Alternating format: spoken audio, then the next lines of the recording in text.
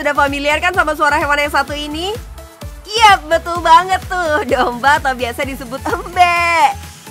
Biasanya domba dan kambing diternakan secara tradisional dengan cara dipelihara dalam kandang.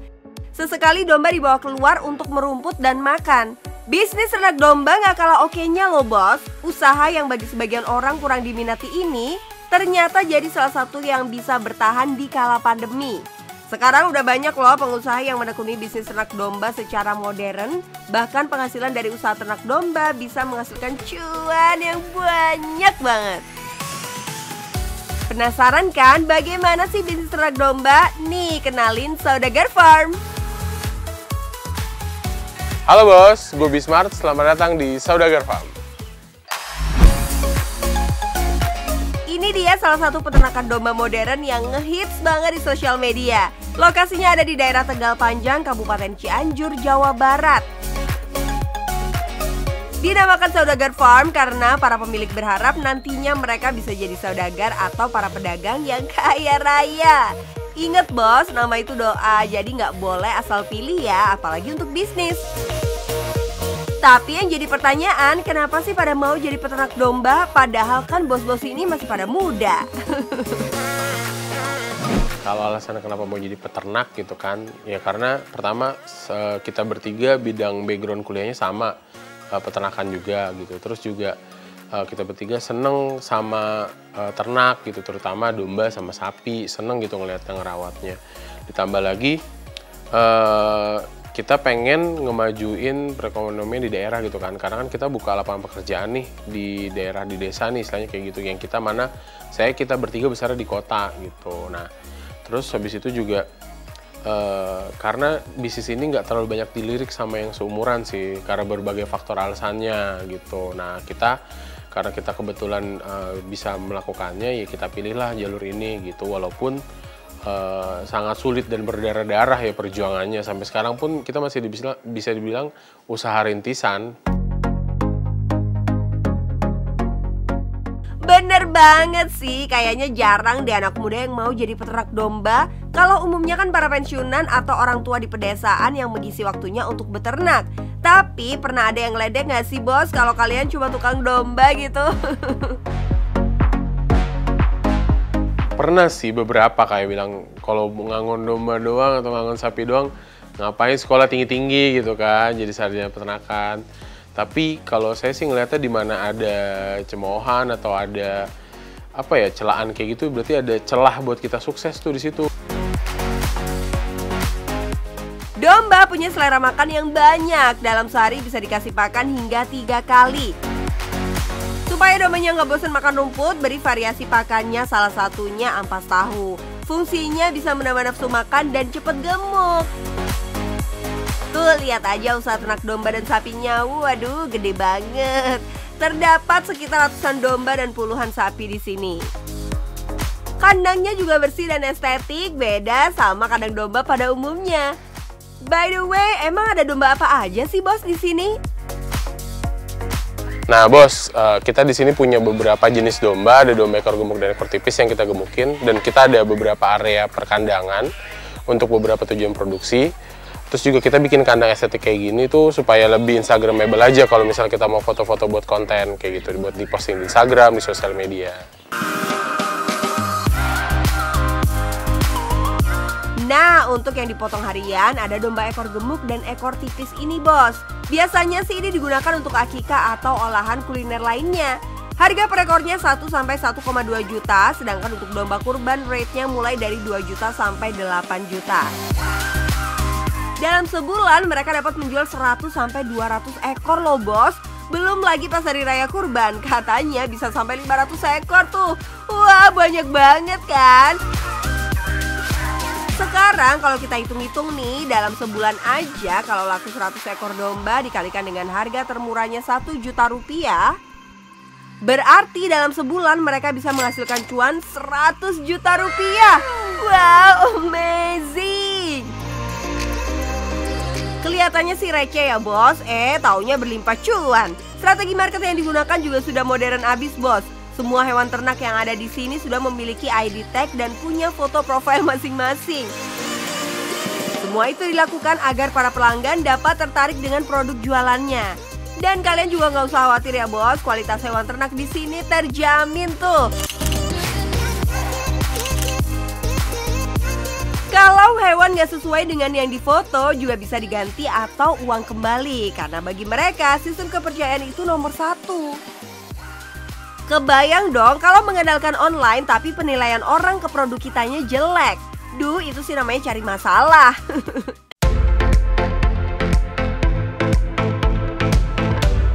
Untuk memenuhi permintaan konsumen, mereka juga biasa hunting domba di pasar ternak yang ada di sekitar Cianjur, bos.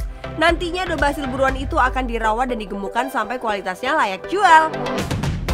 Jadi nggak cuma nunggu hasil kawin domba yang ada ya bos. Kok kelihatannya enak banget ya bisnis ternak ini. Emang nggak ada kendalanya ya bos? Kalau kendala-kendala banyak ya, namanya usaha kan naik turun gitu. Karena kita kena tipu pernah gitu, kena diutangin terus membuat cash flow terhambat juga pernah gitu. Terus kena wabah penyakit juga pernah gitu, sempat sakit mati banyak ternaknya gitu.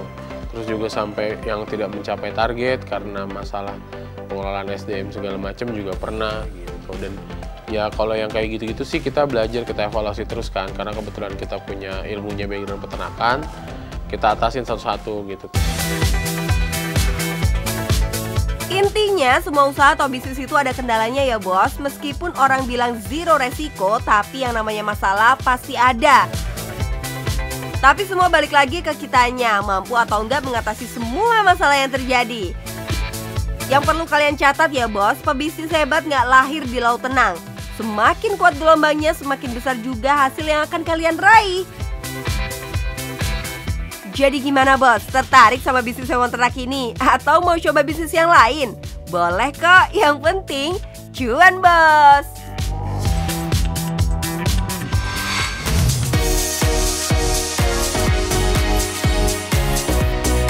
Bisnis yang berhubungan sama alat transportasi nggak ada matinya bos. Apalagi menyangkut kendaraan sejuta umat seperti sepeda motor, yang pasti potensi cuannya besar banget.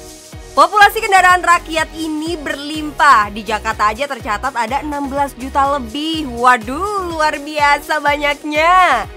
Nggak heran kan kalau bisnis simple kayak tempat cucian motor menjamur deh di mana-mana ada. Apalagi saat musim hujan, banyak banget yang nggak betah kendaraannya kotor, terkena lumpur dan juga kotoran. Nah, supaya bisa bersaing harus punya ide dan inovasi supaya pelanggan berdatangan. Salah satunya cuci motor dengan memakai teknologi ini. Wah, kok bisa ya? Penasaran nih jadinya gimana tuh caranya, bos? Nah, siap untuk merubah usaha cuci kendaraan Anda? Biar cuan, bos. Hah? Cuci motor masih digosok-gosok? Sekarang zamannya cuci tanpa sentuh. Mau tahu apa itu cuci tanpa sentuh? Yuk ikuti saya. Ini namanya cuci motor tanpa sentuh. Dari namanya aja udah catchy banget sih. Tapi beneran nggak pakai sentuh tuh. Apa bedanya dengan cuci motor biasa? Keunggulan cuci tanpa sentuh itu pertama dari alatnya sendiri. Dengan tekanan tinggi itu kita tidak perlu lagi menggosok menggunakan tangan. Jadi tangan itu diganti dengan tekanan tinggi. Saat sampo disemprotkan ke kendaraan, sampo itu merontokkan kotoran lalu tinggal disapu pakai tekanan tinggi. Jadi udah tidak perlu lagi menggunakan tangan. Nah, kalau gini ciamik kan? Bener aja kecepatan pekerjaannya jadi berlipat ganda. Cukup semprot shampoo dan bilas aja, motor langsung kinclong bos. Kalau jasa cuci motor biasa butuh 15 hingga 20 menit, dengan inovasi shampoo dan mesin bertekanan tinggi ini, pekerjaan bisa selesai jauh lebih cepat. Untuk mitra-mitra kita tanamkan untuk cuci motor itu paling lama 12 menit, paling cepat itu 7 menit.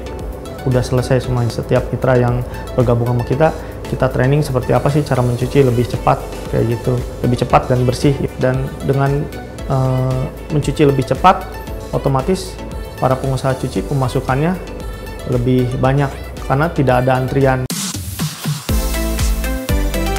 Inovasi ini ternyata memang sudah marak di negara-negara Eropa, bos. Nah, kejelian membaca tren di luar sambil melihat potensi di dalam negeri terbukti ampuh diadaptasi, bos. Nggak tanggung-tanggung, ide mencari shampoo ajaib dan mesin tekanan tinggi untuk jasa cucinya ini, Mas Aman memburu sampai Rusia. Wah, luar biasa. Juli melihat peluang karena produk shampoo-nya sama sekali belum masuk Indonesia. Makanya langsung digait Mas Aman pada tahun 2016 silam. Tapi berani juga ya bos mengambil produk yang sama sekali baru untuk coba masuk ke pasar. Jadi untuk awal mula kita memperkenalkan produk ke masyarakat itu selain lewat marketplace, kita melakukan demo produk ke setiap konsumen yang ingin mencoba sampo kita, ke setiap pengusaha cuci yang ingin menggunakan sampo kita, atau calon pengusaha cuci yang ingin menggunakan sampo kita. Kita melakukan demo produk, terus kita memperkenalkan door to door marketing ke pengusaha cuci yang ada di Indonesia. Memang ya, kesuksesan gak datang secara instan, butuh perjuangan dan pengorbanan. Demikian juga sama Mas Aman, jatuh bangun meyakinkan pelanggan untuk mencoba produk yang dijualnya.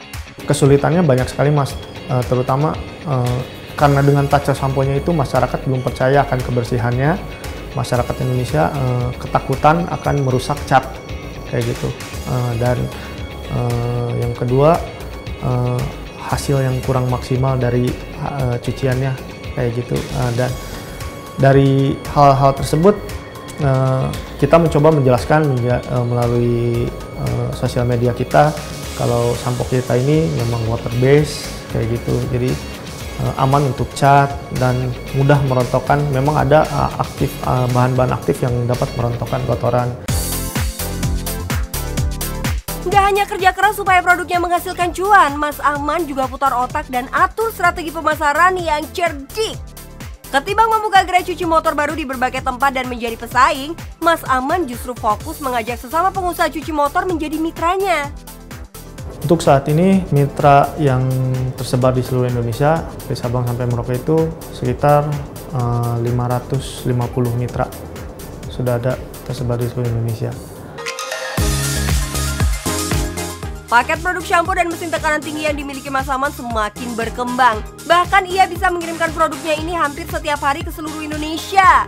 Supaya pelanggannya dapat memesan produk dengan mudah, Mas Aman juga menggunakan aplikasi berbasis internet. Setiap mitra akan mendapatkan ini pos mobile. Pos mobile ini fungsinya untuk pelaporan persediaan barang, repeat order, pelaporan penjualan, serta untuk gaji karyawan pun bisa dari pos mobile langsung. Para pelanggan dapat memesan produk ke lokasi mitra yang terdekat dan ini bertujuan agar sesama mitra tidak saling berebutan pelanggan. Supaya mitra makin berasa dimanja, tambahin lagi jasa promosi gratis melalui sosmed. Nah kan, kalau gini mitra bisnis bisa jadi tambah senang bos. Sampai bisa punya 550 mitra di seluruh Indonesia gitu, pasti cuannya kenceng banget deh. Bisikin dong Mas Aman hitung-hitungannya. Untuk pengeluarannya sendiri, termasuk gaji karyawan, termasuk biaya listrik, air, sampo, kayak gitu, itu sekitar di 6 jutaan. Jadi dalam 1 bulan itu udah bisa ngantongin sekitar 4 jutaan. Itu hitungan terburuknya. 2-3 bulan itu udah bisa BP. Ngomong-ngomong, ada tips gitu sebelum kita membuka jasa cuci motor. Jangan sampai nggak dicatat nih bosku. Dalam 1 menit harus dihitung dulu berapa kendaraan yang lewat, dan dari daerah tersebut ada berapa perumahan, menaungi berapa perumahan yang di sekitaran cuci motor tersebut. Dalam 1 menit itu kita ambil 1%-nya aja. Setiap yang lewat 1 menit 1%-nya kita perkirakan untuk bisa nyuci di tempat kita. Nih bos, salah satu mitra Mas Aman mau berbagi cerita suksesnya. Dalam 8 jam atau 12 jam, 1 hari penuh, itu hanya 30 motor. Tapi dengan bekerja sama dengan Grace Indonesia, dengan touchless, ya, tanpa sentuh, itu bisa menghasilkan 8 jam sampai 30 motor. Jadi selisih waktu yang sangat luar biasa dan hasil yang sangat memuaskan. Dan alhamdulillah kami udah punya langganan 1.200. Dan rata-rata per hari itu bisa 30 sampai 40 motor per hari. Coba dihitung ya, kalau 1.200 motor udah pasti datang selama sebulan, dikali Rp10.000 neto aja udah ketemu angka 12 juta bersih. Ya udah bosku, ngapain udah memulai bisnis? Kalau udah ketemu ide bisnisnya, tinggal berani ambil keputusan buat memulai usaha. Karena yang penting Cuan, Mbak.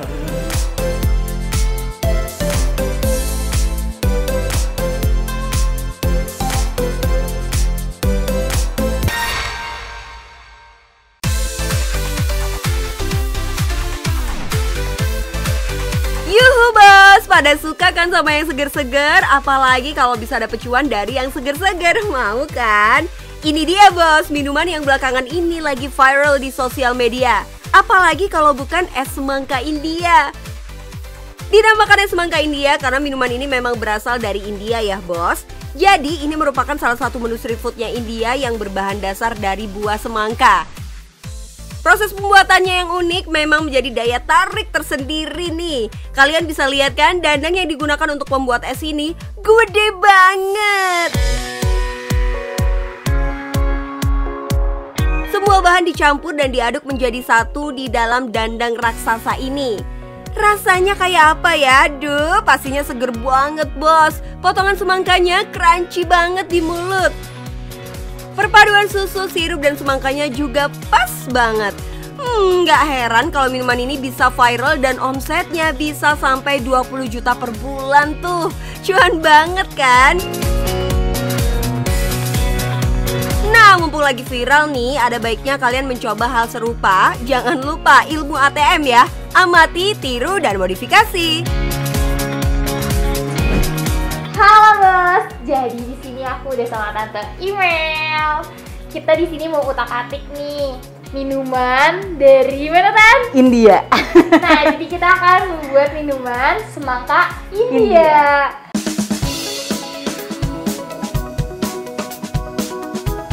Untuk membuat es semangka India, bahan yang digunakan juga simple banget bos. Bahan yang perlu kalian siapkan adalah semangka, es batu, sirup, dan susu. Untuk semangka kalian bisa gunakan semangka tanpa biji ya. Harganya sekitar 35-50 ribu rupiah per buah. Untuk sirup kalian bisa pilih yang berwarna merah ya bos. Umumnya sih menggunakan sirup rasa pisang susu atau koko pandan ya. Tapi kali ini kita menggunakan sirup frozen rose supaya aromanya makin khas gitu. Harganya sekitar 60-70 ribu rupiah per botol. Sedangkan untuk rasa gurihnya kita menggunakan susu UHT 1 liter yang harganya 13-20 ribu rupiah. Nah, untuk mempercantik tampilan produknya, kalian juga bisa menggunakan botol-botol literan seperti ini ya. Satu botolnya sekitar 2.000-5.000 rupiah. Jadi kalau di total harga modal yang kalian perlukan under 200 ribuan aja tuh. Dan semua bahan ini juga nggak kepake semua ya bos. Jadi bisa kalian gunakan untuk beberapa kali order tuh. Menarik bukan? Untuk membuat es semangka Indianya, pertama kalian masukkan dulu es batu utuh ke dalam sebuah wadah. Kalau kalian nggak punya dandang stainless, kalian juga bisa menggunakan wadah kaca seperti ini.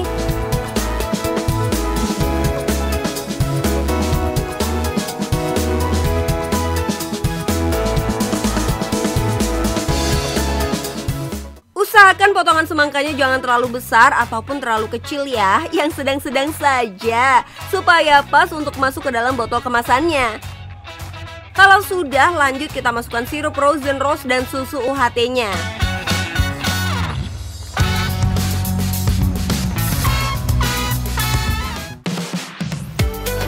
Untuk membuat es semangka ini kalian tidak membutuhkan tambahan air ya bos, karena es batu dan semangka juga sudah cukup berair tuh. Kalau sudah seperti ini, waktunya kita kemas es semangka ke dalam botol. Nah bos, dengan udah dikemas seperti ini, kita dapat menjual dengan harga 10.000 dan yang bisa kemasan berapa? 30.000 saja. Padahal modalnya hanya under 50.000. Dan yang paling penting, bahannya premium dan cuan bos. Nah, es semangka Indianya udah jadi nih bos. Kalau menjual produk yang lagi viral sih nggak susah-susah amat lah bos. Biasanya ketika sedang viral berarti tingkat permintaan produk sedang tinggi-tingginya tuh. Jadi kalian harus memanfaatkan momennya ya, supaya bisa kecipratan cuannya tuh. Karena harga produk kalian lebih mahal dibandingkan dengan pasaran, berarti keunggulan produk harus tetap dikedepankan ya. Seperti penggunaan bahan premium dan kemasan yang unik harus terus di-up di sosial media tuh, agar pasar yang kalian tuju bisa tepat sasaran. Jangan lupa buat konten foto dan video semenarik mungkin ya bos. Kalian juga bisa menggunakan teman sebagai modelnya tuh. Bayangin aja nih bos, dengan modal under 50.000 kalian bisa dapat 10 botol es semangka kemasan. Kalau satu botolnya kalian jual Rp10.000, berarti dalam sehari kalian bisa dapat cuan Rp100.000. Keuntungannya 100% nih bos. Kalau kalian bisa jual lebih banyak lagi setiap harinya, berarti cuan yang kalian dapat juga makin banyak tuh. Nah gimana bos, tertarik mau bisnis es semangka viral atau mau buat produk yang lainnya? Boleh aja kok, yang penting cuan bos.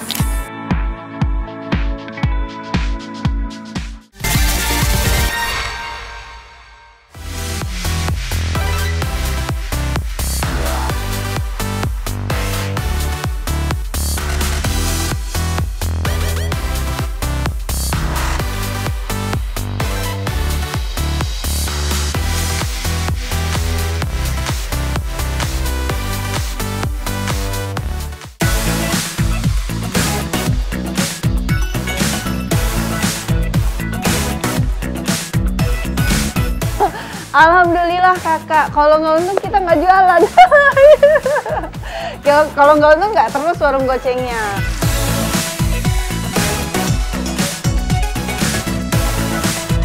Yang penting cuan.